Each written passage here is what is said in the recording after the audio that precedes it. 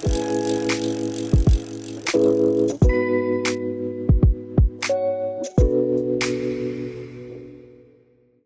we doing, guys? Well, welcome back to the workshop. So bit of an impromptu video, this one. So as you can tell by the title, we're going to be modifying, updating my Levo to a Canevo rear shock. It's not a simple bolt on a job done, change the shock, over business. Hence why I'm making a video, just so you can see what goes down. But also I want to talk to you about why we're doing it. So it's not just a nice to have, if you like. With the Gen 3 Levos, they run a 55mm stroke shock, which has had some inherent problems, not in the shock failing, but in just the shock coping with heavier riders with heavier riding, as in, like, you know, air leak problems, premature seal wear, a lot of damper failures, which is the old slurpy shock stuff, which is another video I'm doing in the background as we speak as well.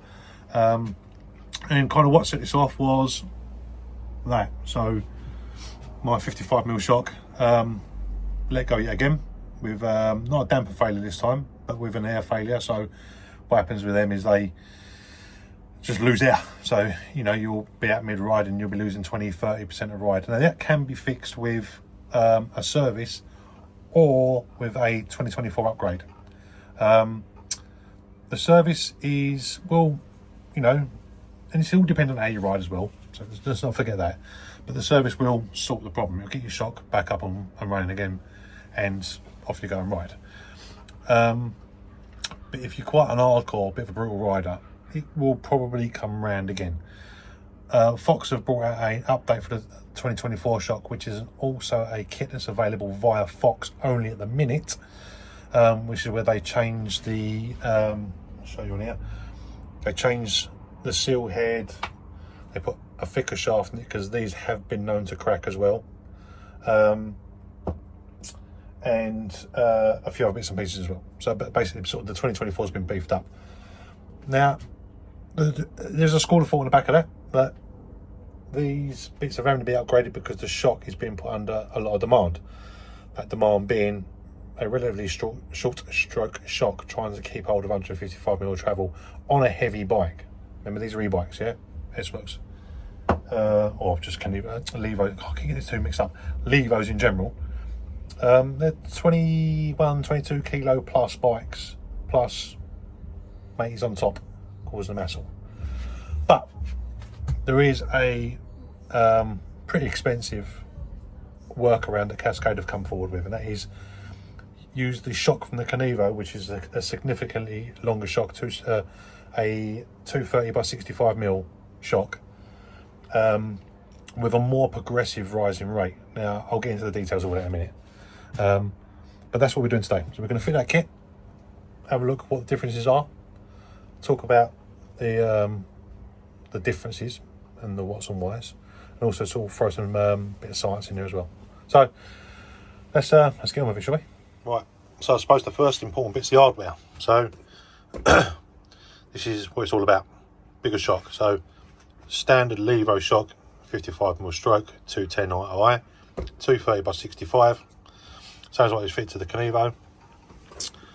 So the main point of that being is when you've got a longer stroke in a shock, it gives you basically more time to control the travel. So imagine you've got an 150mm bike with 50mm stroke, 65mm will give you more time. There is a caveat to that. This actually also gives the bike more travel without adjusting the geometry or changing geometry, and the way that works is by using hardware kit. So this is the Cascade long shock conversion kit. So this obviously gives you the ability to bolt that in, because if you was to bolt that in on the standard linkage, it would jack the bike up. That's even if there would be enough room in the frame and the fulcrum to fit the one, which there wouldn't be.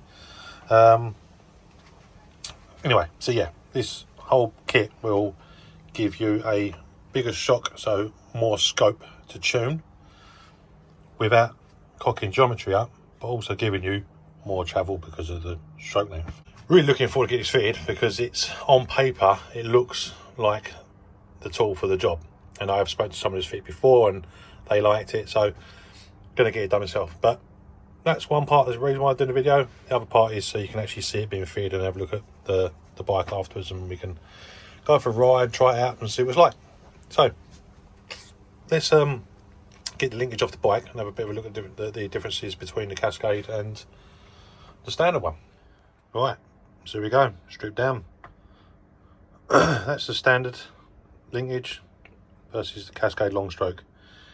And you can see straight away there's a difference. Obviously one's in the length and two's in the articulation, so you can see where on the standard Levo it's almost dead straight, and on the Cascade it's kinked. That's obviously to give the linkage the room for the shock to sit in. So obviously as the fulcrum sits in now, it needs to set back slightly to give it room for the shock. So yeah, that's the difference. Same as the fulcrum, you can see standard and the Cascade. So Cascade is slightly shorter. The other difference though you probably don't appreciate is the Specialized stuff is quite a nice light but cast aluminium. Now I haven't really heard of these failing, right? So not saying, but these are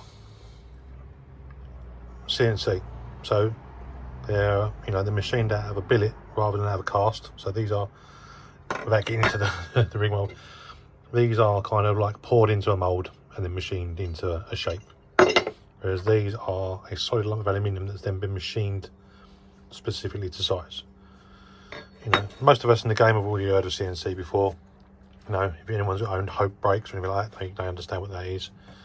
With this kit, if you see close on zoom, it's all CNC'd as opposed to what I assume is cast. Pretty much is guaranteed it's going to be cast, because the round edging is always a good clue, and the fact it's either, I don't know, it's been painted, powder coated, whatever it is, as opposed to CNC'd and anodized. So nice bit of build quality. But yeah, there's a big difference. Another little thing that was quite good as well though is these have done a year, full season of use, and the bearings are actually in bad state. Now, the eyes ain't as good as they used to be, but I think they could possibly be in Duramax bearings, which would explain a lot. And Specialized, historically, anyone who's ever been riding Specialized for a while will know that their Achilles heel was always their bearings. Their linkage bearings were just didn't hold up very well. But you know, on the Levo, there you can see on the main pivot point, they've double bearinged, which was something Specialized started doing later on. But the Cascades have followed suit, and they're double bearinged, and they are definitely on Duramax bearings as well. So cool. So a good one for all you Levo owners out there. Before I get into fitting this up, good practice is any contact points that you strip down, you're doing your work on, is to clean them all back. Now, you Levo owners out there that have had that horrible creak you get every now and then when you're pedaling, culprit. This here gets dirt and crap in behind it, as well as the chainstay mounts as well. But this one here, every now and then it's worth pulling this out and cleaning it out and putting it back together again, because it gets, you can see the pin mark in the back of this. There's a space that the bearing sits against, and it gets crap in it, and where that linkage travels, because obviously this all floats as you pedal, and it's translated into it, and it moves on here, and you can see by the witness marks where the movement's been, and that causes creaking. So it's worth every now and then to take it all out, give it a clean. Don't be tempted to grease this, because that becomes a dirt magnet, which will make the problem worse. But yeah, clean it out, and then refit. Don't forget torque settings, and for those that want to know how bad it is and know off the top of my head, 21 newton meters, 8 newton meters, and if you're doing the upper link as well, 8 newton meters again. So 21, 8, 8. There you go, guys. Right, get his linkage in. Here comes one of them satisfying sounds.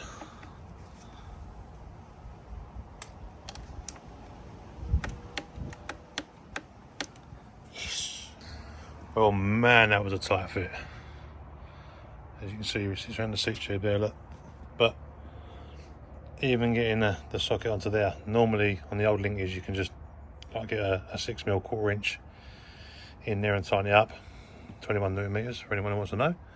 But on this one, nah, you have to drop it at the top yoke, torque it down, and then this literally slides up, and then there's no pulling the back wheel up to make it meet. It is a squeeze to get it in there, but looks cool, eh? Definitely made to measure. Right, so there you go. Fitting and run. Just did some local bits, just to get a feel for it. Off the mark, you can see the front and rear travel looks pretty equal, which if you look at my other setup video, you can see, well, that's important. But more importantly, you can definitely feel the progression. It definitely ramps up more.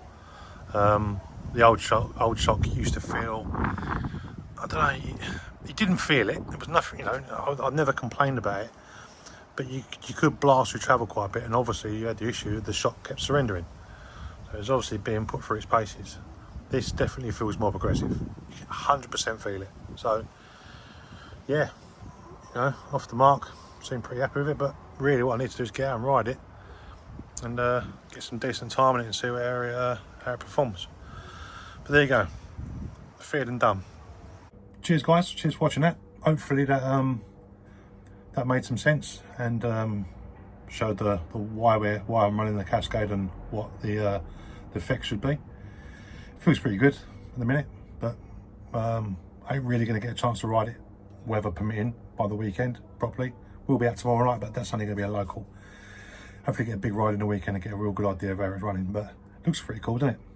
So if anything, that's one thing, eh? But cheers for watching the video. Hit the link, the like, subscribe, and all the usual YouTubey stuff for us, please. Share about, appreciate the views. Only do some fun, but still nice to see people watching and see what's going on. But yeah, next job, let's get that rebuilt. Cheers guys.